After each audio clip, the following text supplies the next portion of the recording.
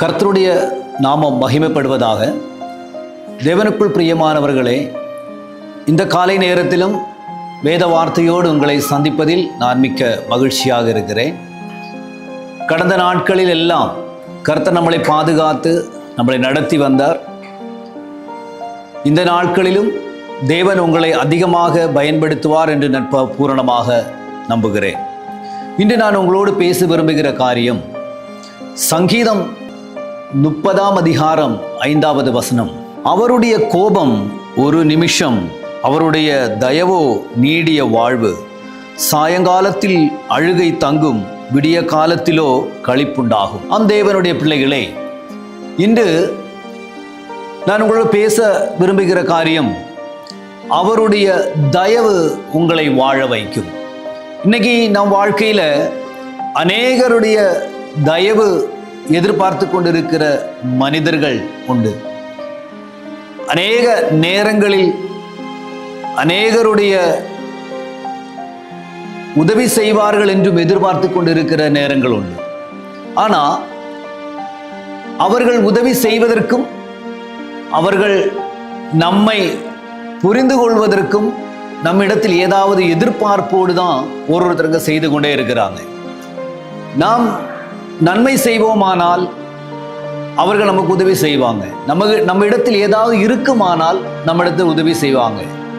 இன்னைக்கு பாருங்க, நண்பர்கள் கூட நம்ம இடத்தில் ஏதாவது இருக்குதா என்று பார்த்து கொண்டுதான் நம்மை நாடி வருகிறார்கள். ஆனா தேவனுடைய வார்த்தை நாம் வாசித்த பகுதியில் இப்படியாக காணப்படுகிறது. அவருடைய தயவு நம்மை வாழ வைக்குதாம். தயவு என்று சொல்லும் பொழுதே நமக்கு நன்றாக தெரியும், நம் வாழ்க்கையில் ஒரு தகுதியும் இல்லாத இடத்தில் நம்மளை தகுதிப்படுத்துகிறது தான் தயவு. நாம் தவறுகள் செய்யும் பொழுதும், நாம் மீறுதல்களாய் நடக்கும் பொழுதும் அந்த இடத்தில் தேவன் நம்மை தயவு காண்பித்து நம்மளை நிறுத்துவதுதான் நாம் இன்றைக்கும் நிலை நின்று கொண்டே இருக்கிறோம். இன்னைக்கு என் வார்த்தையை கேட்டுக்கொண்டிருக்கிற யாராவது நீங்கள் வேதனையோடு பாரத்தோடு இருக்கிறீங்களா? யாரிடத்தில் உங்களுக்கு ஒரு தயவு கிடைக்காதா என்று நீங்கள் எதிர்பார்த்து கொண்டு இருக்கிறீங்களா? ஆண்டவர் இன்னைக்கு உங்களை பார்த்து சொல்லுகிறார், அவருடைய தயவு உங்களை வாழ வைக்கும் என்று. அவர் நீடிய சாந்தம் உள்ளவராக இருக்கிறார். அவர் நம்மை குறித்து நோக்கமாக இருக்கிறார். நாம் சாயங்காலத்தில் நம் அழுகை நம்மிடத்தில் இருக்குமானால் விடிய காலையில் சமாதானம் நம்மை தேடி வரும். அவருடைய தயவு நம்மை நடத்தும் என்று வேதம் சொல்கிறது. இன்னைக்கு யாராவது வருத்தத்தோடு பாரத்தோடு நீங்கள் யாருமே எனக்கு உதவி செய்ய இல்லை அப்படின்னு நீங்க தயக்கத்தோடு இருக்கிறீங்கன்னா, ஆண்டவர் இன்னைக்கு உங்களை பார்த்து சொல்ல விரும்புகிற காரியம், அவருடைய தயவு உங்களை வாழ வைக்கும். நீங்க எந்த சூழ்நிலையில இருந்திருந்தாலும் சரி, எந்த இடத்துல நீங்க வேதனையோடு இருந்திருந்தாலும் சரி, ஆண்டவர் உங்களை பார்த்து சொல்லக்கூடிய காரியம், அவருடைய தயவினால் உங்களை நடத்த அவர் வல்லவராக இருக்கிறார். இன்றைக்கு மகிழ்ச்சியாக இருங்க. அவருடைய தயவு உங்களை தேடி இந்த காலை நேரத்தில் உங்களை தேடி வந்து கொண்டு இருக்கிறது. இந்த காலை நேரத்தில் அவருடைய தயவினால் உங்களை மறைத்து கொண்டு இருக்கிறார்.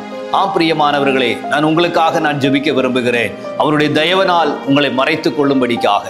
எங்க நல்ல ஆண்டவரே, இந்த நல்ல காலை நேரத்திற்காக நன்றியோடுமை நாங்கள் துதிக்கிறோம் ஏசப்பா. அருமையான இந்த வார்த்தைக்காக நன்றி. பாரத்தோடு இருக்கிற, யாரும் உதவி இல்லை அப்படின்னு ஏக்கத்தோடு இருக்கிற உமது பிள்ளைகளுக்கு நீர் தயவு காட்டி ஆண்டவரே, உமது தயவினால் இந்த நாளை முழுவதும் உமது பிள்ளைகளுக்கு மகிழ்ச்சியாக நீர் நடத்தும்படிக்காக நான் ஜெபிக்கிறேன். இந்த வார்த்தை உமது பிள்ளைகளுடைய ஆண்டவரே காரியங்களை தொட்டபடிக்காக ஸ்தோத்திரம். ஆசீர்வதிக்கிறேன் இயேசுவின் நாமத்தில் எங்கள் பிதாவே. ஆமென். God bless you. கர்த்தர் உங்களை ஆசீர்வதிப்பார்.